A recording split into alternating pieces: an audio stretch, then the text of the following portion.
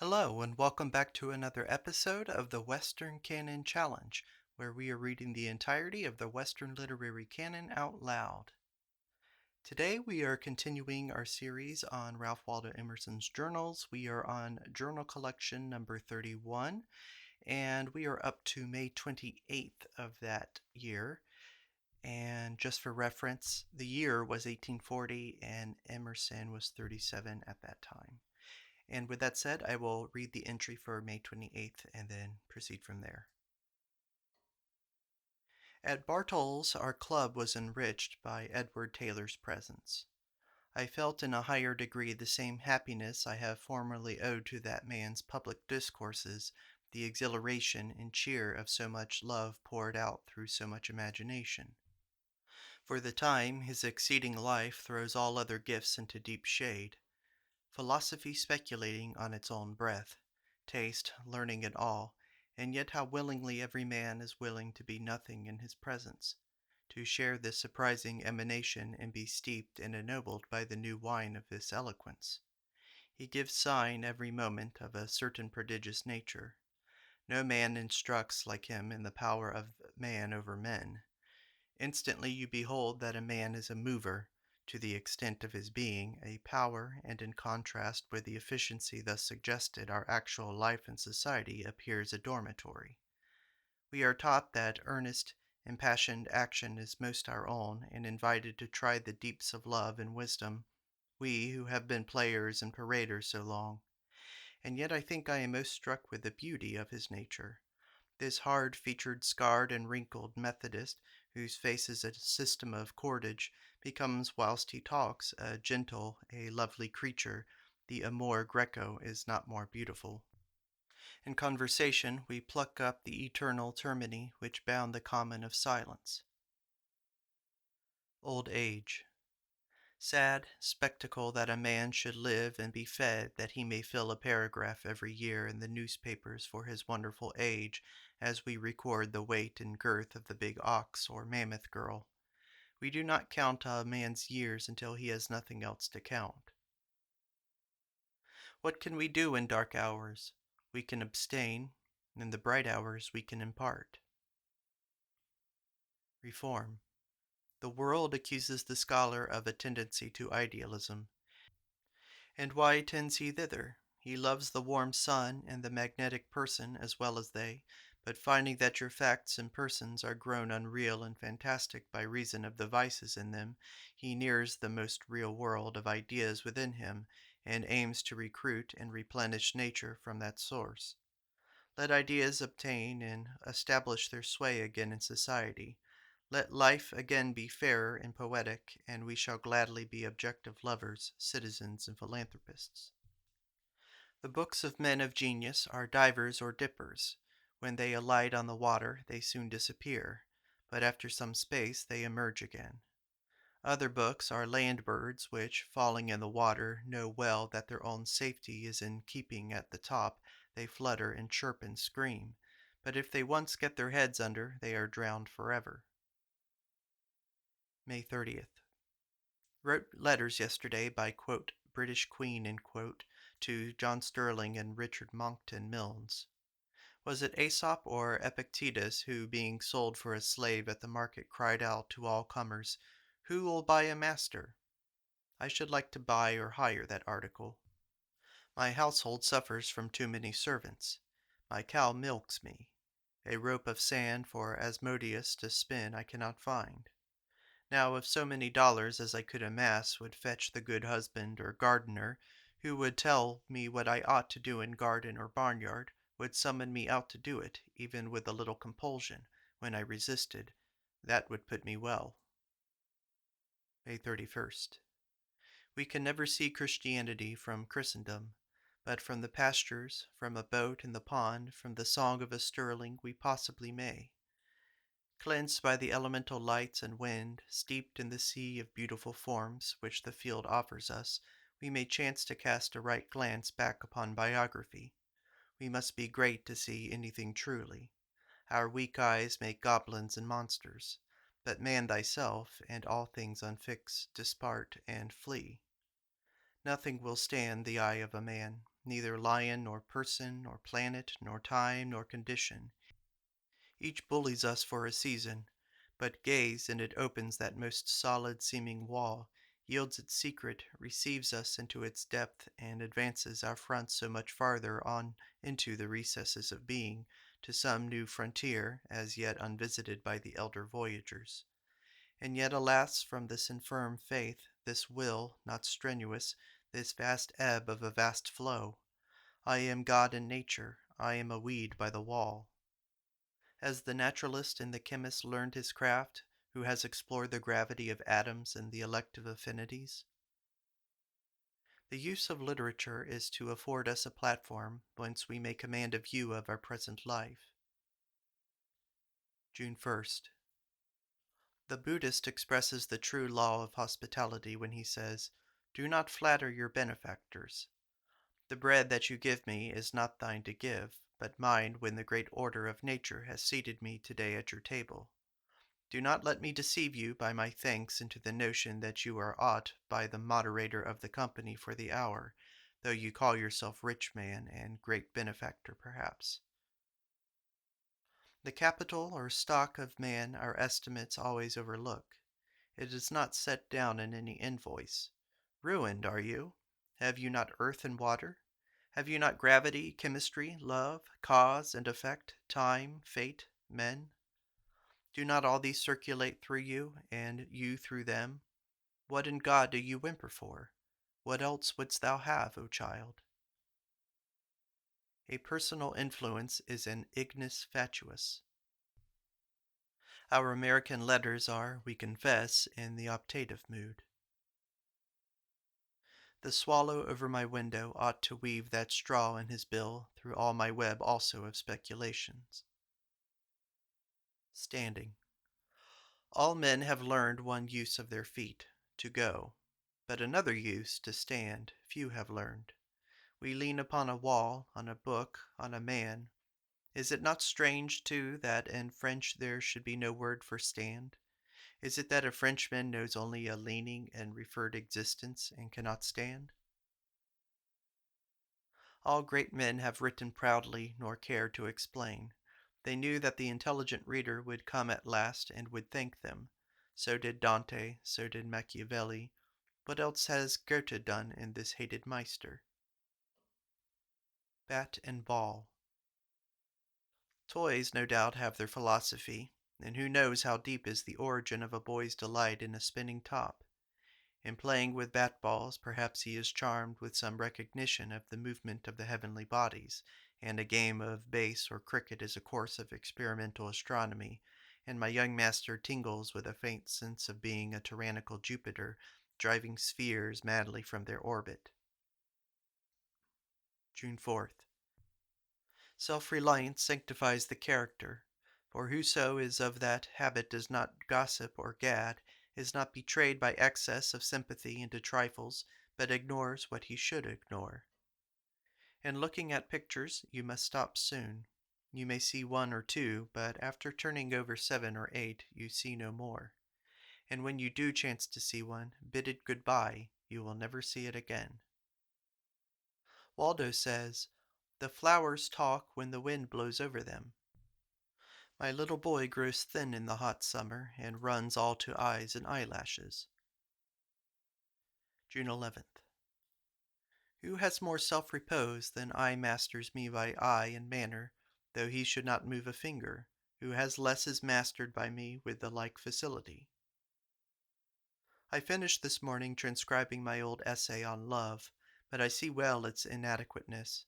I, cold because I am hot, cold at the surface only as a sort of guard and compensation for the fluid tenderness of the core, have much more experience than I have written there, more than I will, more than I can write. In silence we must wrap much of our life because it is too fine for speech, because also we cannot explain it to others, and because somewhat we cannot yet understand. We do not live as angels eager to introduce each other to new perfections in our brothers and sisters, and frankly avowing our delight in each new trait of character, in the magic of each new eye-beam. But that which passes for love in the world gets official, and instead of embracing hates all the divine traits that dare to appear in other persons. A better and holier society will mend this selfish cowardice, and we shall have brave ties of affection, not petrified by law, not dated or ordained by law to last for 1 year or 5 years or for life, but drawing their date, like all friendship, from itself only. Brave, as I said, because innocent and religiously abstinent from the connubial endearments, being a higher league on a purely spiritual basis. This nobody believes possible who is not good. The good knows it is possible. Cows and bulls and peacocks think it nonsense. Sunday, June 14th. Tranquil and great sailed or slept the clouds today in the northeastern horizon as I walked and mused on my friends. I thought, why should I play with the young people this game of idolatry? The great man will not be prudent in the popular sense. Our countrymen love intoxication of some sort. One is drunk with whiskey, and one with party, and one with music, and one with temper. Many of them fling themselves into the excitement of business until their heads whirl and they become insane. But ambition is for strong heads, not for weak ones. It is droll that the laurel in our woods is called lambkill, and even the larger laurel spoon hunt. Dr. Abernathy's rule for diet to the invalid was, live on sixpence a day and earn it. It is a superstition to insist on vegetable or animal or any special diet. All is made up at last of the same chemical atoms. The Indian rule shames the Graham rule. A man can eat anything, cats, dogs, snakes, frogs, fishes, roots, and moss. All the religion, all the reason in the new diet is that animal food costs too much. We must spend too much time and thought in procuring so varied and stimulating diet, and then we become dependent on it. Admiral Keppel said of the Scots, "They are excellent souls, but terrible bad upper leathers." June 18th. Edmund Hosmer taught me by his generous care of my interest in the matter of the cow, that the part which each man should look at in his driving a bargain with his neighbor is his neighbor's interest and not his own. What right have I, because there is money in my pocket, to furnish me with toys and comforts on an idle or wicked day? If I have not in my conscience earned a right to what I desire, let me not buy. The money is not mine, though it lie in my drawer. A gay and pleasant sound is that of the whetting of the scythe, a summer sound. Yet, as my mowing Dr. Bugby replied to me, what is there more lonesome and sad than the sound of a whetstone or rifle when it is too late in the season to make hay? Diet. I like Henry Thoreau's statement on diet. If a man does not believe that he can thrive on board nails, I will not talk with him.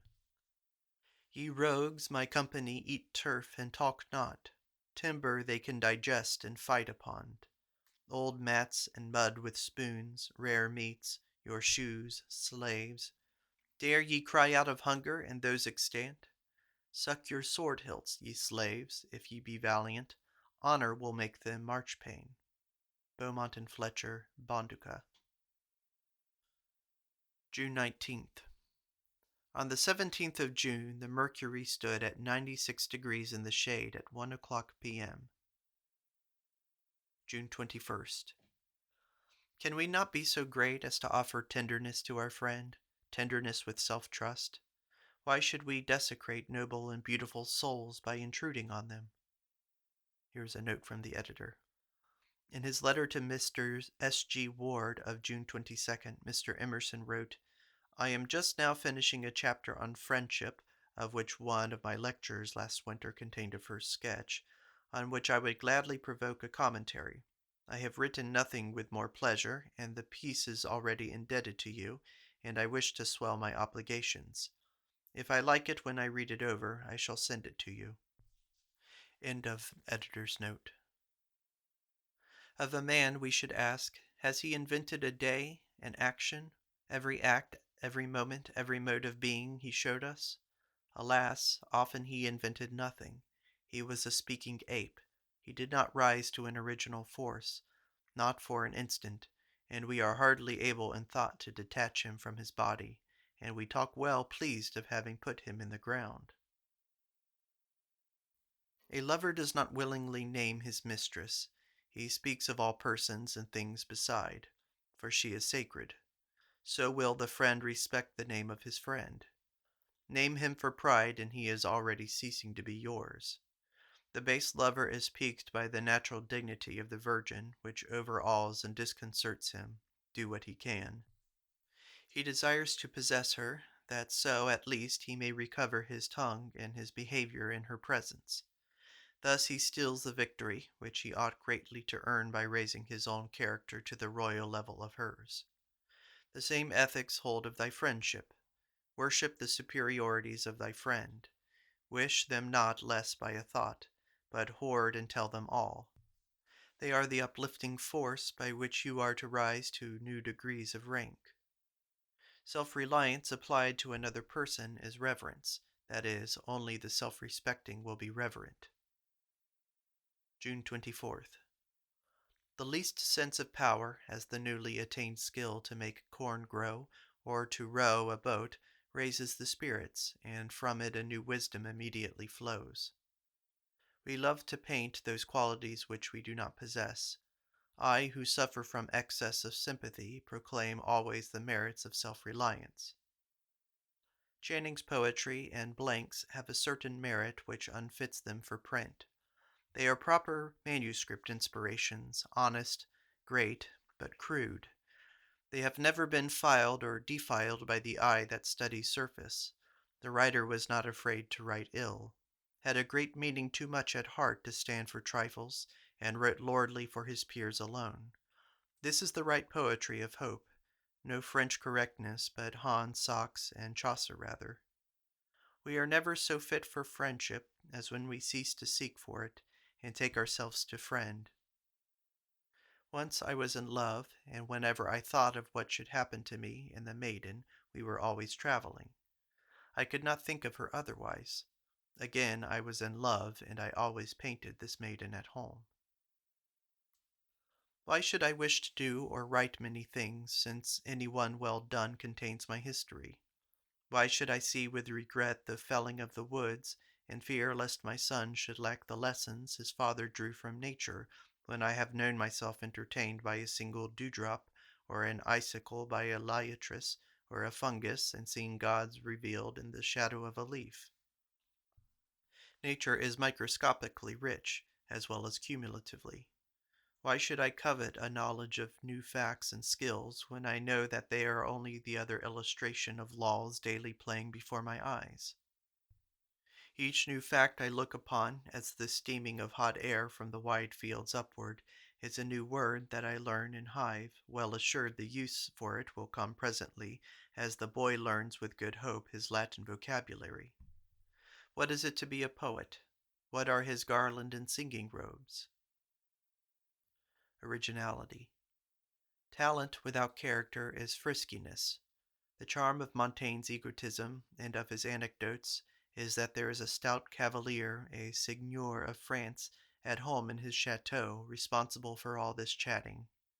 Now suppose it should be shown and proved that the famous essays were jeux d'esprit of Scaliger, or other scribaceous person, written for the booksellers, and not resting on a real status, picturesque in the eyes of all men, would not the book instantly lose almost all its value?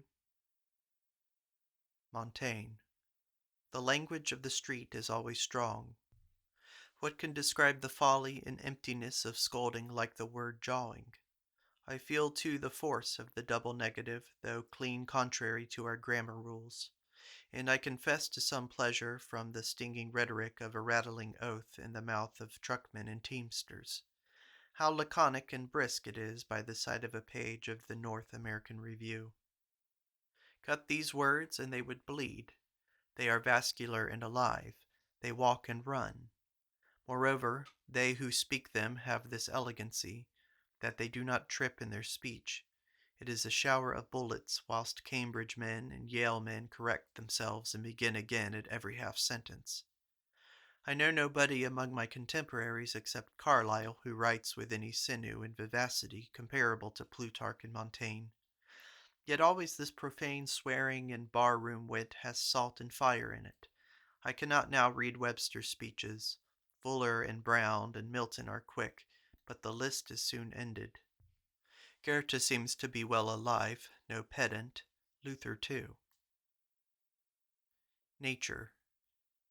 I think I must do these eyes of mine the justice to write a new chapter on nature. This delight we all take in every show of night or day, of field or forest, or sea or city, down to the lowest particulars, is not without sequel, though we be as yet only wishers and gazers, not at all knowing what we want. We are predominated herein as elsewhere by an upper wisdom, and resemble those great discoverers who are haunted for years, sometimes from infancy, with a passion for the fact or class of facts in which the secret lies, which they are destined to unlock, and they let it not go until the blessing is won. So these sunsets and starlights, these swamps and rocks, these bird notes and animal forms off which we cannot get our eyes and ears, but hover still as moths round a lamp, are no doubt a Sanskrit cipher covering the whole religious history of the universe, and presently we shall read it off into action and character. The pastures are full of ghosts for me, the morning woods full of angels. Now and then they give me a broad hint. Every natural fact is trivial until it becomes symbolical or moral. How I am touched and gladly surprised by hearing the chemist propounding the theory of heat, vis-a-vis that every particle of matter is in constant revolution round its own axis, slower or faster alike in a column of smoke or a stone jug. Increase the heat, and you accelerate the revolution by separating the atoms. Increase the heat again, and the particles acquire such freedom that the form is changed to liquid. Increase the heat again, and they gyrate in larger circles, and become gas, and, as we call it, die, or enter into the universe again. Shall we not apply the moral for our consolation to these men of fire and these men of stone that sit around us? The dullest lump is yet amenable to this law of fire. Warm him with love, and he too must begin to feel new freedom, and presently to become luminous with thought and glowing with affection. No inventory is complete. The farmer does not count the sparrows and bobolinks that breed in his meadow in his account of his poultry, and the selectmen assess on me no tax for my use of the woods, where I find first sight, second sight, and insight. The asters and eupatoriums are maturing their leaves and buds. The gerardia is getting ready its profuse flowers, warning me that my book should be ended before their capsules are filled with seed. Now for 5 years I have been indulged by the gracious heaven in my long holiday in this goodly house of mine, entertaining and entertained by so many worthy and gifted friends, and all this time poor Nancy Barron, the madwoman, has been screaming herself hoarse at the poor house across the brook, and I still hear her whenever I open my window. The best are never demoniacal or magnetic, but all brutes are. The Democratic Party in this country is more magnetic than the Whig. Andrew Jackson is an eminent example of it. Van Buren is not, but his masters are, who placed him in his house. Amos Kendall and Woodbury. Mr. Hoare is entirely destitute of this element. It is the prince of the power of the air. The lowest angel is better. It is the height of the small animal below the region of the divine. June 29th. Today at the cliff we held our villeggiatura. I saw nothing better than the passage of the river by the dark clump of trees that lined the bank in one spot for a short distance. There nature charmed the eye with her distinct and perfect painting. As the flowing silver reached the point, it darkened, and yet every wave celebrated its passage through the shade by one sparkle. But ever the direction of the sparkles was onward, onward. Not one receded. At one invariable pace, like marchers in a procession to solemn music, in perfect time and perfect order, they moved onward, onward, and I saw the warning of the eternal flow. Then the rock seemed good to me. I think we can never afford to part with matter. How dear and beautiful it is to us. The flowers lately, especially when I see for the first time this season an old acquaintance, a Gerardia, a Lespedeza, they have much to say on life and death. You have much discussion, they seem to say, on immortality. Here it is. Here are we who have spoken nothing on the matter. And as I have looked from this lofty rock lately, our human life seemed very short beside this ever-renewing race of trees. Your life, they say, is but a few spinnings of this top. Forever the forest germinates, forever our solemn strength renews. Its knots and nodes and leaf buds and radicles. Grass and trees have no individuals, as man counts individuality. The continuance of their race is immortality. The continuance of ours is not. So they triumph over us, and when we seek to answer or to say something, the good tree holds out a bunch of green leaves in your face, or the woodbine 5 graceful fingers, and looks so stupid beautiful, so innocent of all argument, that our mouths are stopped and nature has the last word. A notice of modern literature ought to include, ought it not, a notice of Carlyle, of Tennyson, of Landor, of Bettina, of Sampson Reed.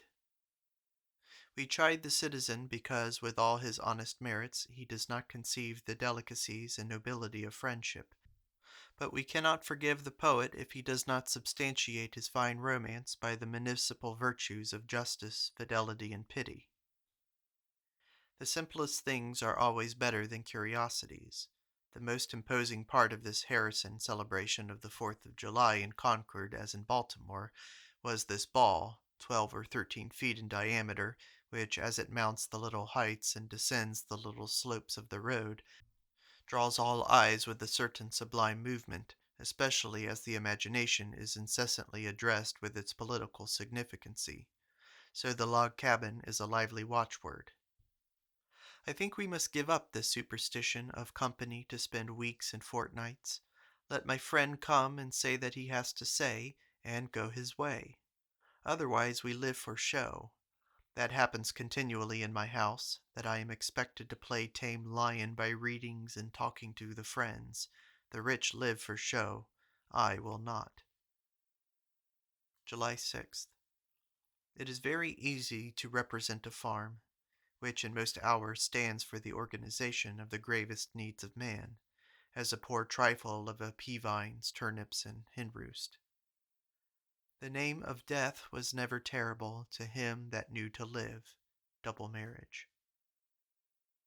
The rankest materialist must build his house, no matter how deep and square on blocks of granite he lays his foundations, must set at last, not on a cube, but on a mass which rounds off to an almost perfect sphericity, and lies floating in soft air, and goes spinning away thousands of miles the hour, he knows not whither. Heroism, made easy, is that for which people are always seeking to find some recipe, but God saith it shall not be.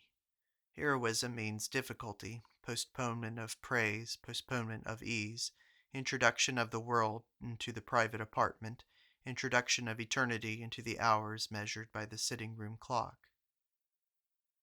We see the river glide below us, but we see not the river that glides over us and envelops us in its floods. A month ago I met myself as I was speeding away from some trifle to chase a new one, and knew that I had eaten lotus and been a stranger from my home all this time. And now I see that, with that word and thought in my mind, another wave took me and washed my remembrance away, and only now I regain myself a little and turn in my sleep.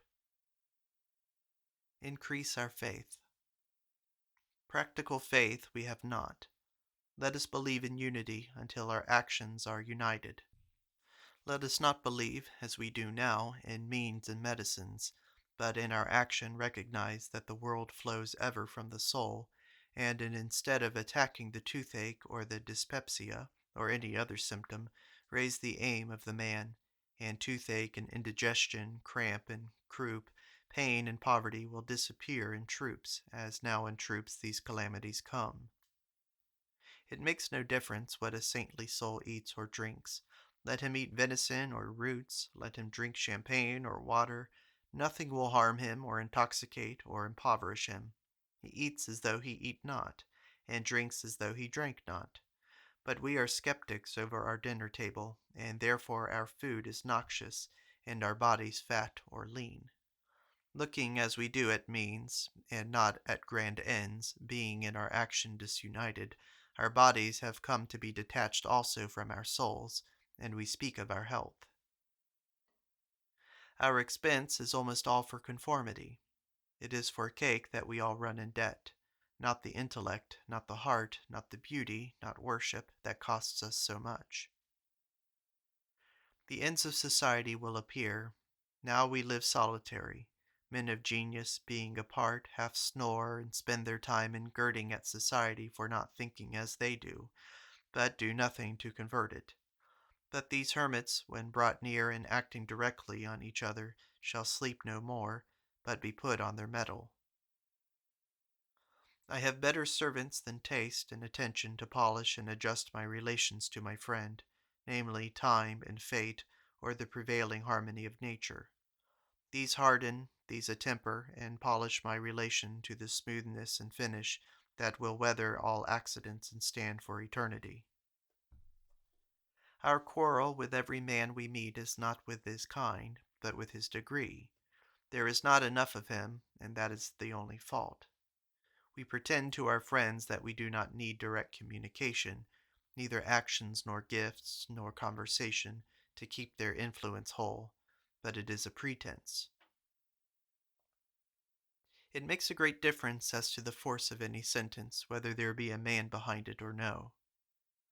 Filled with her love, may I be rather grown, mad with much heart, than idiot with none. John Donne. No spring nor summer's beauty hath such grace as I have seen in one autumnal face. John Donne. There is always this impossible gulf between the men of the world and the men of principle. The practical man hears the theory or the advice of the prophet and laughs or is angry at such raving, for he says, "Look at the tools with which this world of yours is to be built." A man of principles is nature, that the worldsman cannot once withdraw his eye from his actual neighbors, or cease to believe that you are dreaming of making them do the deeds of angels, their wills remaining as they are. Someone said to me, that if we were simpler, should we not talk more of ourselves? I reply, not of this named and mortal me. When I have talked of myself, I am presently punished by a sense of emptiness, and as it were, flatulency, that I have lost all the solemnity and majesty of being. Love and intellect, each in their perfection, become the other. Love is beautiful in action, but can never be spoken without some cloying or fulsomeness until it becomes quite pure, like Fenelon's or St. John's. Less than a saint, it is but a goody. Osmond. Osmond was a poor and simple man, and was neglected in his youth, being esteemed a person of narrow intellect, whilst his brothers were able and ambitious men. His features were mean and irregular, his form was unproportioned, his movement was awkward, and he had a bass, unmusical voice. He was, therefore, never instructed in any trade or art, but was put to household chairs, and later to aid a small farmer in his husbandry. Not until he reached the middle age was he at all remarked, but left in obscurity, served last, and no notice taken of what he said. Osmond thought no more of himself than others thought of him, but acquiesced in this low and menial place which was assigned to him, and with great respect to others, who he doubted not had superior parts, and with great mood and humour, did all that was required of him. Much serving made him very meek and very useful. He could turn his hand to any ordinary work and do it well. As there was no one to serve him, he learned to serve himself, and as happens where a man waits on his own wants, he made them very few. He was social and affectionate in his nature as a dog, and readily talked with all who availed themselves of his hands to end some odd piece of work. Nobody dreamed of being either civil or of assuming any airs before poor Osmond, so that he knew everybody for just what they were, as they all knew him. Although affable enough, He really spoke little during the day, and was of a grave, quiet deportment. In his youth he had been sickly, but these long habits of light daily work established his constitution, and when he had counted 35 years he began to be much considered for his probity and his wisdom. Everybody who knew him liked him as if he had been their brother. The farmers said he worked like the rain or the wind, which need nobody's aid, but do their charity themselves. He had a strong memory, and having neither selfishness nor learning to cloud it, it might be depended on like a thermometer or a sundial. He was temperate in his diet, and on account of his ill health in childhood, had been bred to prefer a vegetable nutriment. You must steadily prefer your own native choices against all argument and all example. If you stand by them, they will certainly bring you out safely into reality and excellence at last, unworthy and contemptible as they may now seem.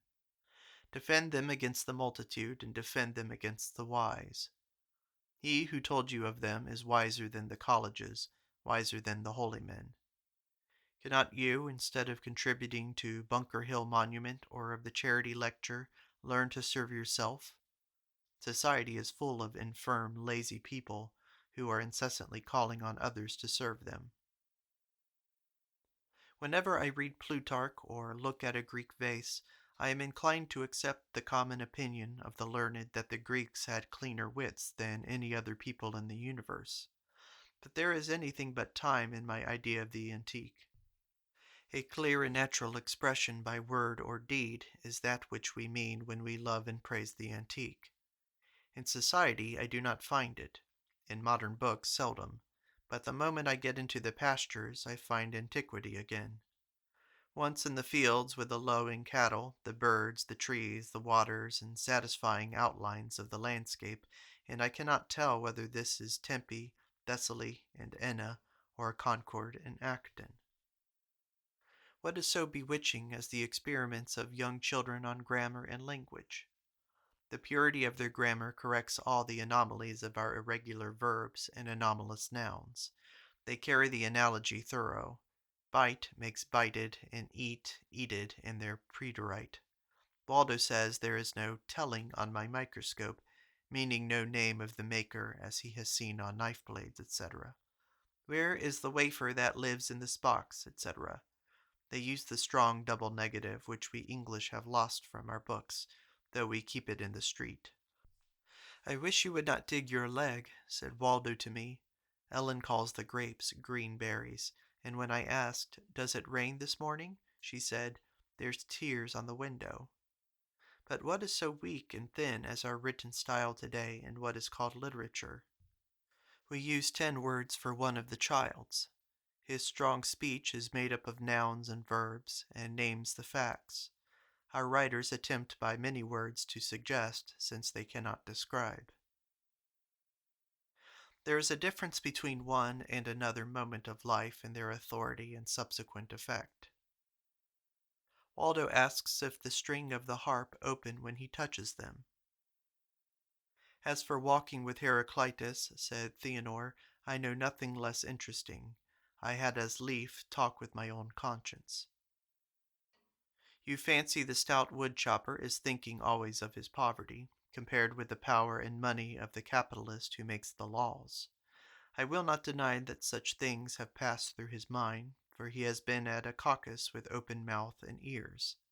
But now he is thinking of a very different matter, for his horse has started in the team and pulled with such spring that he has cleared himself of the harness, hames and all, and he, as mends the broken tackle, is meditating revenge on the horse. Well, you may draw as fast as you like up the mile hill. You shall have enough of it, if you like to draw, damn you, the horse, that is, and not the capitalist. Let every man shovel out his own snow, and the whole city will be passable. Read a translation of the Prometheus Chained. It seems to be the first chapter of history of the Caucasian race. It is, besides, a grand effort of imagination. Imagination is not good for anything unless there be enough. That a man can make a verse or have a poetic thought avails not, unless he has such a flow of these that he can construct a poem a play, a discourse. Symmetry, proportion we demand, and what are these but the faculty in such intensity of amount as to avail to create some whole? There is no irregular auroral shooting in Aeschylus, but calm equal strength. In Plato, most of all men, but Aeschylus treated of Greek subjects. What should we treat? The poet in 1840 and in New England, what does that signify? Who shall quarrel with literature as unnatural and pedantic? What is a man but nature's final success in self-explication? Prometheus is noble.